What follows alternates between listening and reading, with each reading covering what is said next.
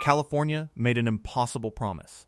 A promise to deliver water where there was none, to sustain cities and farms in a desert that nature never intended to support.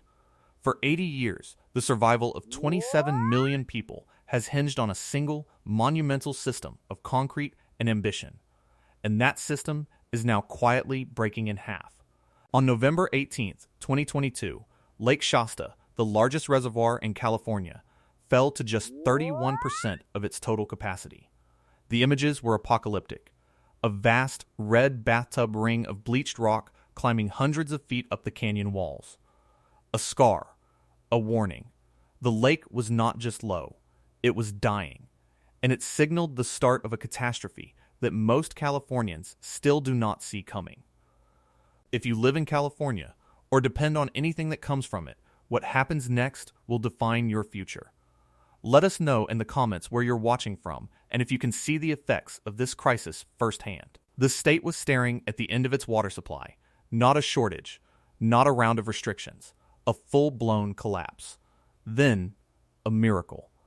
A historic winter buried the mountains in snow, and by May of 2023, Shasta was 98% full. The crisis was over. But here's what they didn't tell you. The lake is full. The water is there. And it has almost nowhere to go. Because the 444-mile concrete river built to carry it south is sinking into the ground. A huge number of people watch our investigations and forget one crucial step. If you want to understand the monumental forces reshaping our world, you need to subscribe. We follow these stories long after the headlines fade, and you need to be here for what comes next. Now, let's begin. The real question isn't whether the rain will come back to fill the lake. The question is, what happens when it does, and the engineering that props up an entire civilization has already failed. Did California just dodge a bullet, or did it just trade one existential crisis for another, one that is quieter, slower, and far more permanent? California was never supposed to work. Geographically, it is an engineering absurdity. Nearly all the rain and snow, the state's actual water supply, falls on the sparsely populated mountains in the north. But the demand, the immense cities and the world's most productive farmland, sits hundreds of miles south, in a desert. From the very beginning, the state's story has been a war against its own geography. A war fought by engineers. The first of these modern water kings wasn't a politician or a general.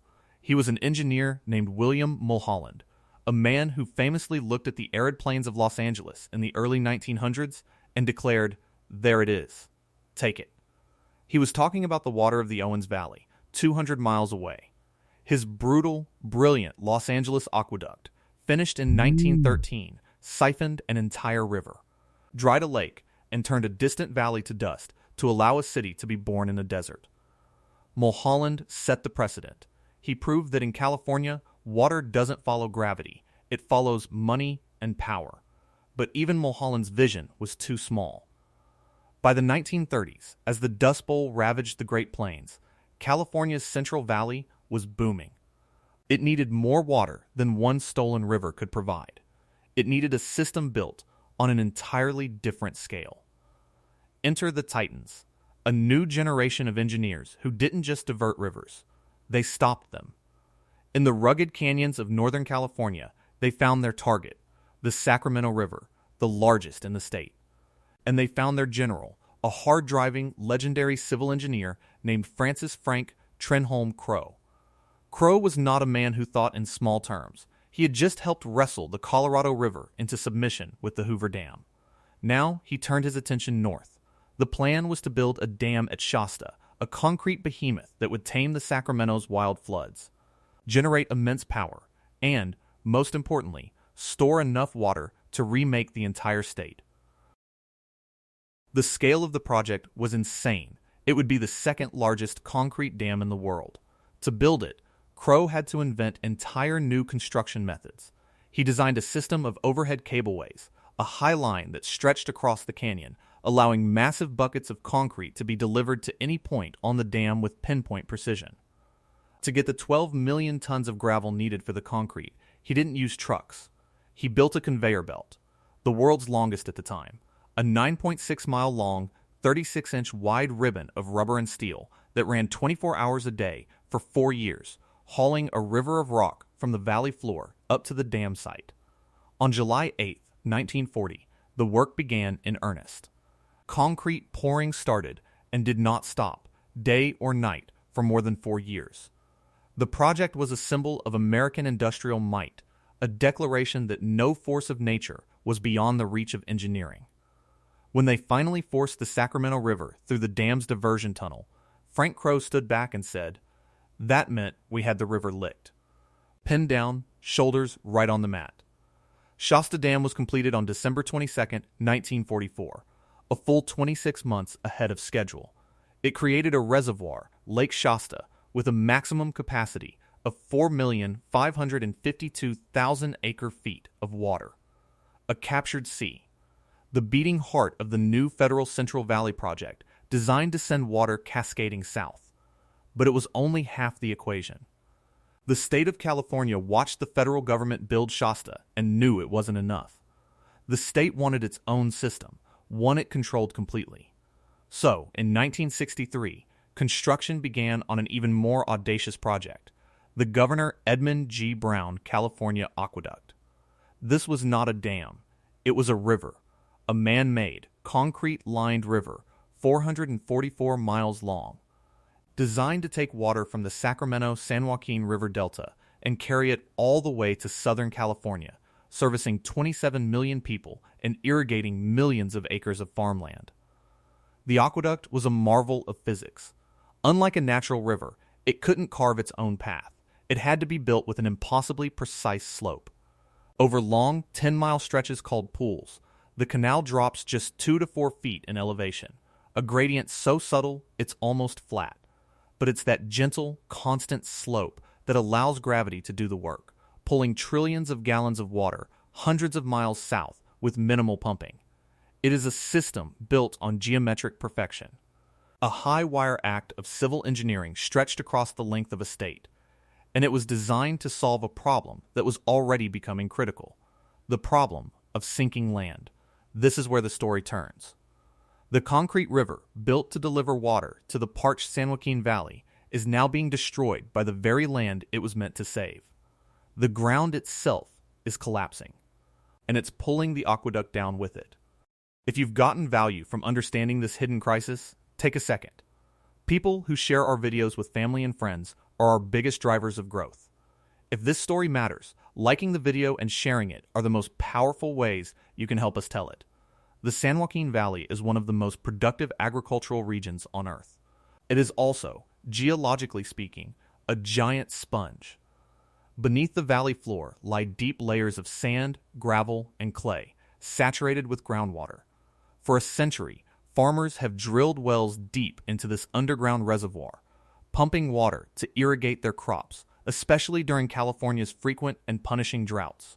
When surface water deliveries from the north dwindle, the pumping intensifies. It's a survival mechanism, but it comes at a catastrophic cost. The process is called subsidence. Imagine those underground layers. The water in the gaps between sand and gravel particles helps support the weight of the earth above it. It creates pressure, holding everything up. When you pump out massive quantities of that water, the pressure drops. The sand and gravel compact, but the real damage happens in the layers of clay. That clay, once saturated, is buoyant and plump. When the water is drained from it, the fine clay particles slam together under the immense weight of the land above. The layer compresses, it pancakes, and unlike a household sponge, it can never be reinflated. Once that clay is compacted, the storage space is gone. Forever, the ground above it permanently sinks. This is not a theoretical problem. The sinking is real, and it is measurable.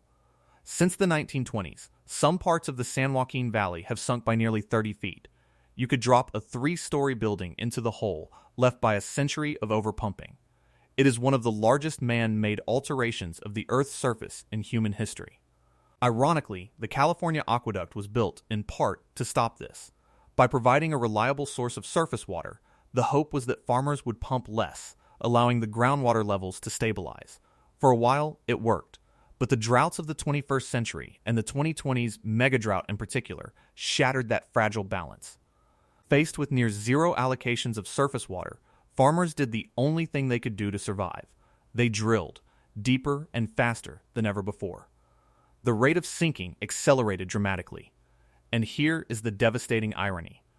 The sinking land, a problem the aqueduct was built to solve, is now destroying the aqueduct itself. Gravity is failing. The aqueduct's perfect, gentle slope is being warped. As the land sinks unevenly beneath it, massive bowls are forming along the canal's path. Stretches of the concrete river are now sagging in the middle. Instead of flowing smoothly downhill, the water pools in these depressions. The flow slows, it stalls. In some places, it even tries to flow backward. This has created choke points. The doubler has identified dozens of these locations where the aqueduct's ability to carry water has been critically compromised. Jesse Dillon, a professional engineer and the program manager for the Doubler's Aqueduct Subsidence program, is the man on the front lines of this slow-motion disaster. His team's data is terrifying. The aqueduct relies on something called freeboard, the vertical distance between the water's surface and the top of the concrete liner. A healthy aqueduct maintains about 3 feet of freeboard. It's a safety margin, built to handle surges and prevent the canal from overtopping. In the subsidence bowls, that freeboard is disappearing. The sagging of the canal has reduced the gap to less than a foot in some critical areas. The water is now perilously close to the top of the liner. One surge, one unexpected inflow, and the aqueduct could breach, sending a river of water cascading across farmland and infrastructure. To prevent this, operators are forced to do the unthinkable. They have to slow the flow. They intentionally send less water through the canal to keep the levels down. The result? The California Aqueduct has already lost 44% of its design flow capacity in its most damaged sections. Let that sink in. Nearly half the capacity of the most important water artery in the United States is gone, and according to the doer's own long-term plan from 2026, without massive intervention. That delivery capability could drop by as much as 87% by the year 2043. The system is failing. Not in 100 years, not in 50. Now the full lake, the 98% capacity at Shasta in 2023, felt like a victory. Headlines celebrated the end of the drought. The snowpack was historic. The reservoirs were flush. But for engineers like Jesse Dillon, it was a source of profound anxiety. You can have all the water in the world stored behind a dam, but if the pipe to the city is crushed, the water is useless. California had the water. It just couldn't move it. This brings us to the impossible repair bill. Fixing a sinking river is not simple. In January 2026, the Doubler released its official cost estimate. The price tag to repair just the most heavily damaged 47 miles of the aqueduct and the connected San Luis Canal, $3.9 billion. That's not to build a new aqueduct. That's just to patch the old one. The proposed solution involves physically raising the concrete liners of the canal, essentially jacking up the sides of the river to restore the lost freeboard. It's an immense, technically challenging, and fantastically expensive undertaking. How do you perform this kind of major structural surgery on a canal that is actively supplying water to 27 million people? It's like trying to repave a freeway during rush hour, but the freeway is 40 feet wide, full of water, and if you shut it down, a metropolis runs dry. The funding is a complex mix of state and federal money. $2.96 billion from California, another $0.95 billion from federal partners. But securing the money is only the first step. The physical work is a logistical nightmare, and even as they plan these multi-billion-dollar fixes, the ground beneath their feet continues to sink. In June of 2026, as an emergency interim measure, the Doer had to physically remove a structure, Checkgate 17, just to alleviate one of the worst choke points. They are dismantling parts of the canal just to keep the water flowing at a reduced rate. It is a desperate, short-term fix for a permanent, long-term problem. As Jesse Dillon himself said, there are no quick solutions. Everybody's going to need to realize that this is as big a problem as it is. He's not screaming from the rooftops. He's a quiet, serious engineer stating a fact. But the fact is world-altering. I know this is the second time I'm asking, but it's that important. We're seeing a massive number of views from people who aren't subscribed. If you're one of them, please hit that subscribe button. It's the only way we can continue to fund these deep dives and keep this independent channel alive. It's genuinely crucial. Thank you.